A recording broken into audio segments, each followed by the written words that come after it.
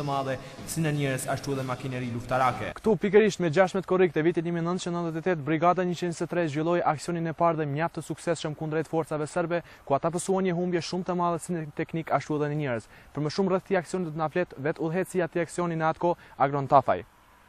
Këtu gjendemi në vendin Biraç, të quajtur stanica Biraçit, ku me urdhër të shefit të shtabit të brigadës 123, zotëri Agim Kuçit, urdhëron që të ndërmirret një aksion për t'i pengu forcat serbe për furnizim të pikës së qafës së Dulës, të cilat forca bërin furnizimin kryesisht për Prizrenit. Kështu që me datën 16 korrik të vitit 1998, me 11 pjesëtar më të mirë të brigadës 123, vim këtu pozicionomi dhe presim që derisa forcat serbe të vinë dhe t'i sulmojmë. Kështu që caktohen edhe njerëz siç ishin Nezhmedin Shala me mortar jugoslave, i cili kishte për detyrë ta godas tankson. Kurse Nezir Kryeziu me push snajpere kishte për detyrë ta godas shejtarin e autoblindës, kurse Nusret Hyseni me Ambros, me një raketa Hes gjermane, kishte për detyrë që ta ndez autoblindën.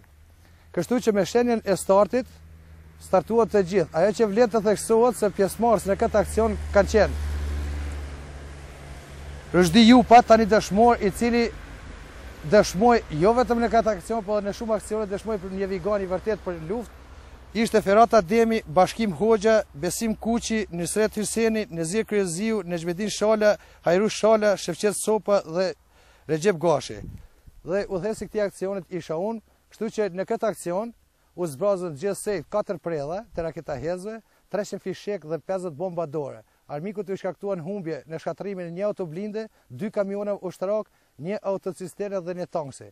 Kështu që vetë në orë të mbrëmjes mediat serbe pranojnë se kanë pas humbje 33 ushtarak dhe mjete materiale. Më të marrëvesh okupatori serb për krijimin e bërthamave të UÇK-s në këtë fshat, ky i fundit më njëherë nisur me të tim mbi fshatin Studençan. Ku duke po që potenciali jonë veç krahasim me potencialin e armikut ishte po më i dobët, atëherë ne u detyruam të kalojmë në pozicion